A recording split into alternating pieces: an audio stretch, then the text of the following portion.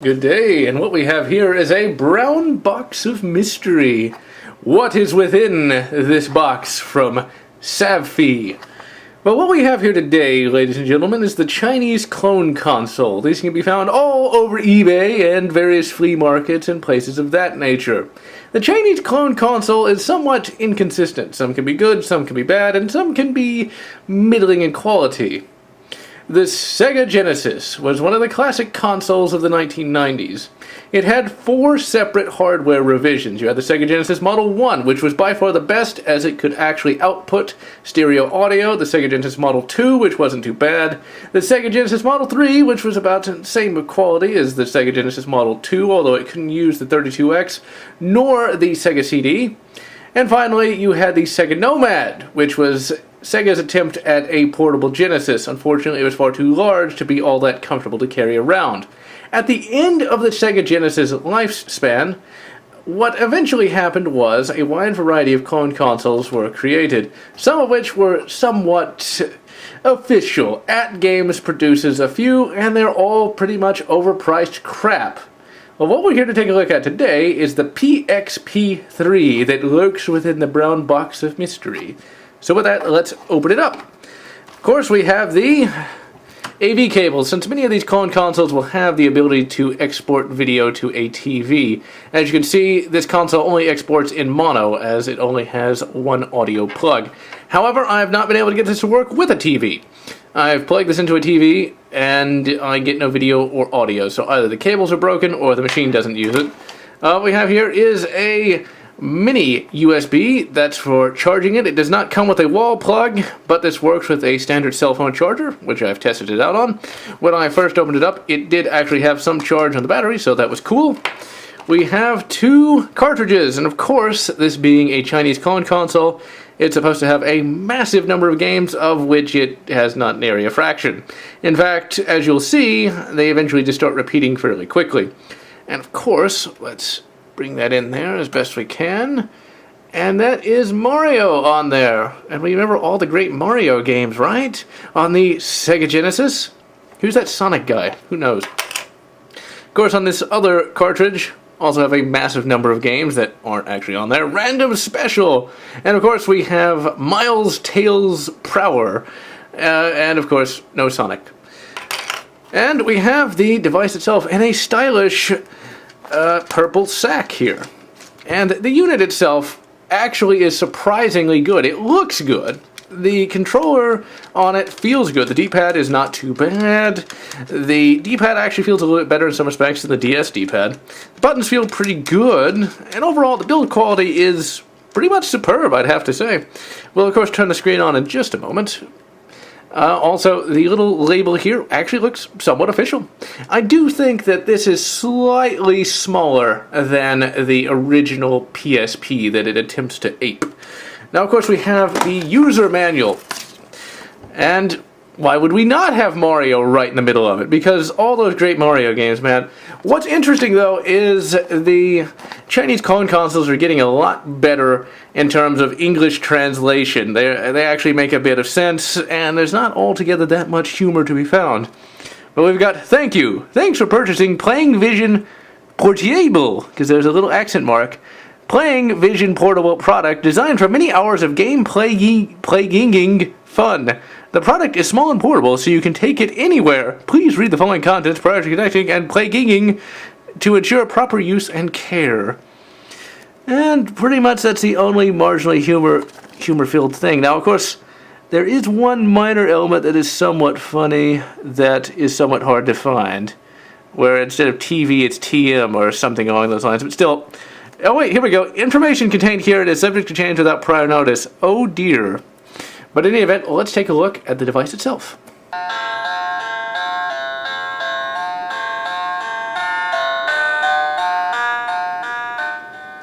So yes, as you would expect from a Chinese clone console, it has an absolutely horrible little theme. And both cartridges have their own themes! And I will give them to you for your viewing pleasure as well.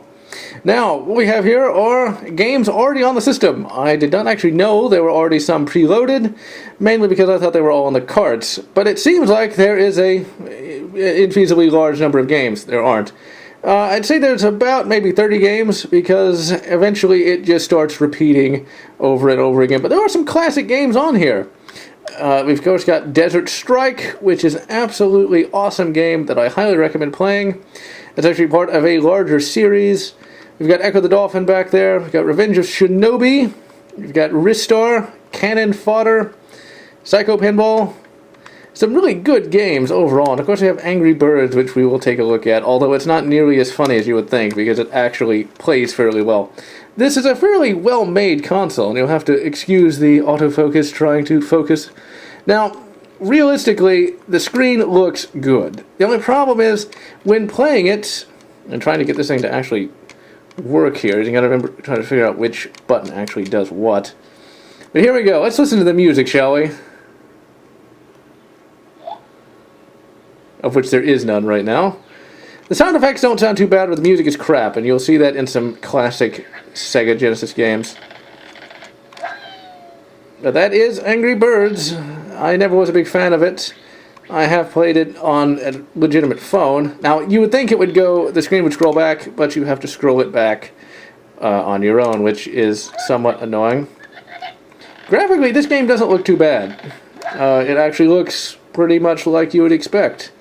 And I overshot there, but that's Angry Birds. It plays well enough. If you want to play Angry Birds on this thing, you wouldn't be that disappointed, really. It's surprising they got it to run on a Mega Drive hardware. Oh, God, turn it off. Turn it... Well, no. Let's turn it down a little bit. Let's take a look at Teenage Mutant Ninja Turtles, the Hyperstone Heist, which was the Sega Genesis equivalent to the Turtles in Time game on the Super Nintendo. Okay, so that didn't sound too bad, but oh God, listen to that.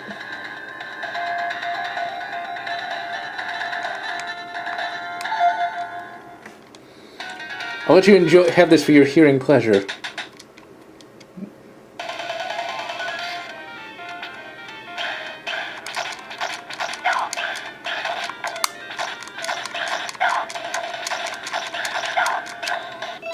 Okay, that's just killing me right there. Okay, so it plays well, really quite well. The emulation isn't slow. The screen looks pretty good. Now, it looks better through the viewfinder than it does in real life. That is the one major disappointment. I was really hoping this thing would be good, and it is to a point. And I'm really getting my ass kicked here by all the various foot soldiers.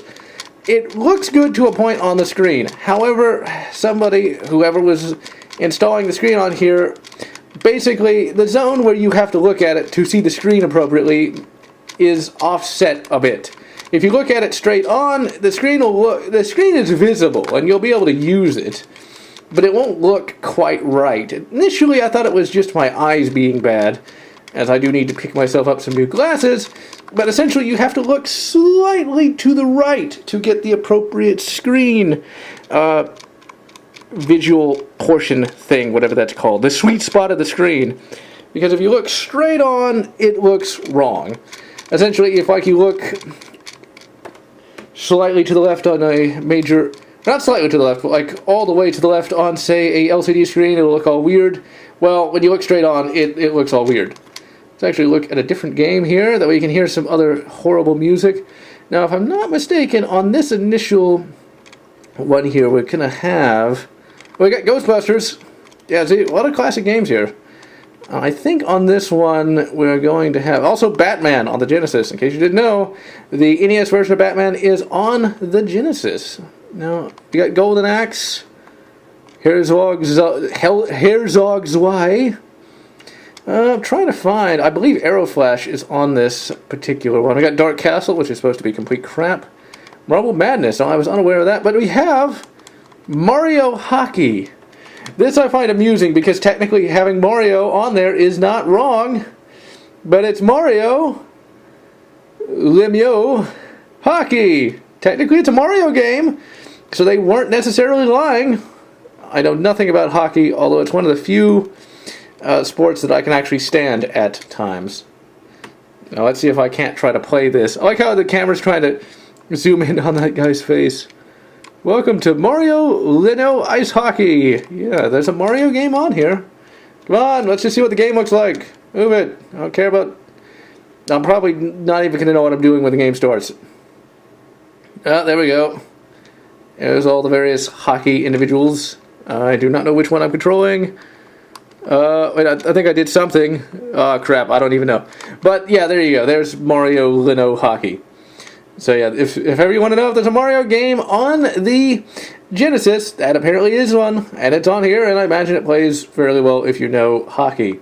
Alright, let's see. I'm trying to find Arrow Flash. I remember seeing this yesterday. We got Toy Story, which is another classic game for the Genesis. Let's take a look at it instead.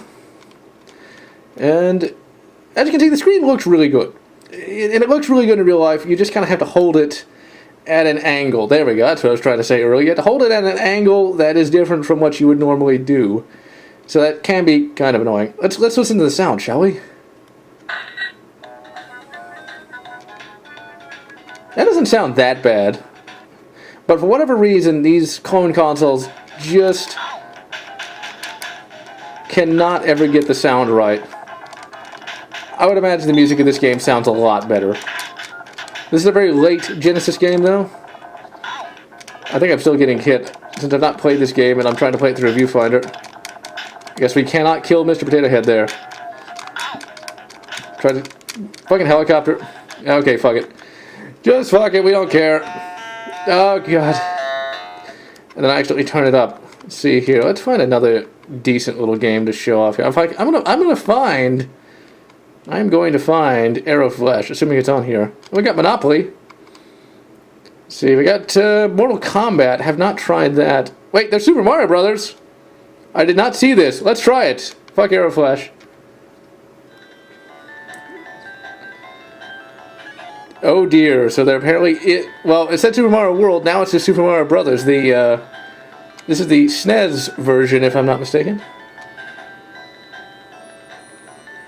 I don't think that's nearly appropriate music.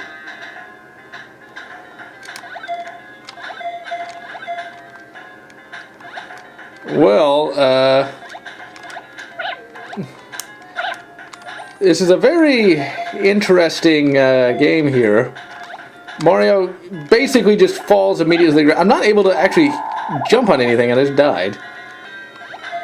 And don't you just love that music? I can't seem to be able to hit anything. Oh, there we go. I got a projectile attack. Holy shit. Oh, no, I can't shoot anything. I can only jump. The jumping is abysmal. It's definitely... And I thought I hit him. Ah, well. So, yeah, there is a Mario game. Oh, God, not that again. So there is a Mario game on the Genesis, only it's complete crap. I imagine that's something that some Chinese bootlegger hacked up in his spare time, and it's as bad as you would expect. Well, let's see. And, of course, as you can see, it's already repeating at 81, where it's Zuma Bubbles. So it would seem that there's a grand total of 80 games on here, which is not too bad. I imagine there's a lot of classics, as you can see. Let's try Mortal Kombat before we switch to the cartridges. Let's see what the sound is like. Even the @games doesn't have good music. And those things are vastly more expensive than the $20 that I paid for this. It doesn't sound that bad to me. Now you do kind of have to mash the start button, because it does not like to do anything. Okay, come on, go! There we are. Now, of course, the sound for Mortal Kombat on Genesis wasn't very good to begin with, so I'm not really surprised that it doesn't sound that much better. Or it doesn't sound that much worse, I should say. Alright, I suck at fighting games. That's why I immediately getting my ass kicked by Sonya here. See, can I pull off any of the moves? Probably not. Well, I just did an uppercut, which was my favorite move as a kid. And Sonya kicked my ass, but as you can see, it's perfectly playable. If you were actually any good at it, you'd probably be able to do something. Come on, just let me get one hit on her. Oh, wait, no, we got it. Just be cheap. Just be cheap. Just be cheap. Come on. Come on. I'm going to get at least one kill or one knockout, whatever the case may be. Just be cheap. Just be cheap. Come on. Oh, go fuck yourself, Sonya. Alright, let's pop in a cartridge. Oh, God. This doesn't sound quite as bad. And also we have Lin Kurosawa. Awesome. From AVP, the arcade game. When I first saw that, I was like, holy shit. Of all these clone consoles, okay, I'll shut that off. Of all the clone consoles I could have possibly got, I got one with a character from AVP2. Now, in my Let's Play of not AVP2, in my Let's Play of Let's Play AVP the arcade game, I actually used her sword as the Predator Hunter to kill the Alien Queen. It was really quite fun indeed. Let's see, we got Samurai Showdown, Top Gear 2, Batman Returns. I think Batman Returns was actually on the initial set of ROMs on the machine. Thunder Fox, Battletoads, Double Dragon, The Terminator, Blaster Master 2. Now, of course, we got Sensible Soccer down here. No soccer hooligans allowed, it would seem. But one of the most awesome things, though, is the fact that we have, right here, Musha, a classic game for the Sega Genesis. I would love to have the actual cartridge in real life. Let's actually listen to how bad this sounds. Look up the soundtrack on YouTube to just see how shit this is. Oh, that's so painful. And even then, that sounds good, though. Like, as horrible as that sounds, I could still get kind of rocking off of that. Let's do it. I actually have finished this, but it required a shitload of save states. Because it's a very difficult game, as you would expect. But it plays well, controls well with the D-pad and buttons. It's just the sound is absolutely abysmal. Okay, let's shut that off. The sound is just absolutely abysmal, but it plays so good. That's why I'm actually pretty impressed by this little thing. If the screen was just if the screen was in the right orientation, I bet you could fix that if you ripped the thing open and fiddled with it a bit. But if the screen didn't have to be held at such an angle, this thing would be absolutely perfect for the price. I mean, this is a nice little, I'd almost say disposable console you could take with you like on a hike or something. If you just want to pull out a game console and play it, and you won't have to worry about like, oh, I dropped it in the creek and now it's destroyed. Oh yeah, $20. So yes, Musha, fucking awesome, works quite well. Let's see what else we got. We got James Bond 2000, or not 2007, but 007 there. That game is actually not that bad. This was released for one of the Timothy Dalton James Bond movies. I forget which one. I think it was License to Kill. And this is a little side scroll. I've been meaning to do a review of this. Let's listen to the sound. It doesn't sound that bad, but just imagine how much better it sounds. But yeah, you're playing as Timothy Dalton there. And you gotta shoot various henchmen. And like a regular Duke Nukem, you gotta save the ladies. It's actually quite a good game, surprisingly. It's James Bond: The Duel. It doesn't sound nearly as bad as it could, but then again, I haven't played it enough to really listen to that music and know what it's supposed to sound like. So it's perfectly playable on here as well. Not necessarily through a... Oh, it started out... Not necessarily through a viewfinder, though. Okay, let's see what else we got. We got an Alex Kidd game there. Now, what I have not seen on here are any of the Fantasy Star games, which kind of sucks. We got Columns. I figured if they were going to just put a bunch of ROMs on here, they'd have put one of those. Now you can see there's even less games on here than there are on the internal one. I think it stops at about 35. Because as you can see, they're already repeating. So, yeah. There is an RPG on here. I don't remember what it's called, but I did find one that doesn't seem too bad. Alright, let's take a look at the second card, shall we? Oh yes, it's time to hear the Ballad of the Chinese Clone Console. Funky! Alright, that's enough of that. And we got Lin Kurosawa again with a grenade launcher. I can't believe that is there. That is really cool. As a massive fan of AVP, the arcade game, I'm just so happy that's there. Alright, so we got some cool games here. We got Gunstar, Strider, Kid Chameleon, Brian Cricket. I'm guessing that's a sports game. Beauty and the Beast. We got Bob. Not really sure what that is. Shinobi 3, which is another classic. Dragon's Revenge, Simpsons. And of course we have... Oops. There we go. And of course we have Sonic the Hedgehog, the only the main Sonic games that I've seen here. Golden Axe 2 actually does show up on, I believe, the internal one. Let's take a look at Sonic the Hedgehog and listen to how bad that music is. Oh dear. Get ready. Oh, that's a travesty right there. That's just... It's like they redid the music on there or something to make it sound utterly horrendous. Oh, no. Sonic plays perfectly well. You know what's funny, though, ladies and gentlemen? You know what's super hilarious to me about this, though? I did not own, but I did play. Oh, come on, get over there. Playing this through a viewfinder is not easy. The controls are good enough to play this on this little thing. But I actually played, at one time, Sonic Genesis for the GBA. Whoever did that thing, I'd love to see the development on that. I really would. Like a story from that, because Sonic Genesis was complete shit. It's like, I don't know what they were... It's like, the AVGN would say, what were they thinking? I don't know. But, or maybe they were just drunk the entire time, because damn, how do you fuck that up so bad? It's just insane how poorly done Sonic Genesis was, especially when compared to the Sonic Advance games, which are actually really quite good. But this plays perfectly well. There's no screen problems with it. There are no control issues with it whatsoever. Quite good all around. Let's see if Arrow Flash is on here. I'm not sure if it is. Now, of course, this has, I think, even fewer games as well. It just stops and repeats over and over again. There's James Pond. A very, very weird game. We'll look at one more game. Ooh, Thunder Force 3! Which is not bad. Not bad at all. Yeah, I think it actually does have less games. I just saw a repeat. Let's hear the sound!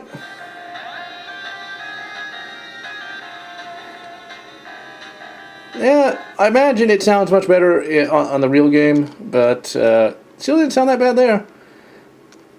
Now, I did not find my favorite Arrow Flash, but oh well. Weak point stomach. That's weird. I guess I don't remember this particular game too much.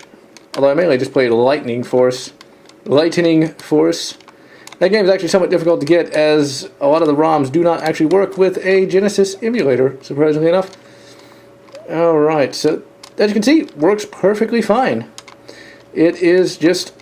This console really has impressed me in just how good it actually is. So I guess if you just played it through a camera viewfinder, it'd be perfect.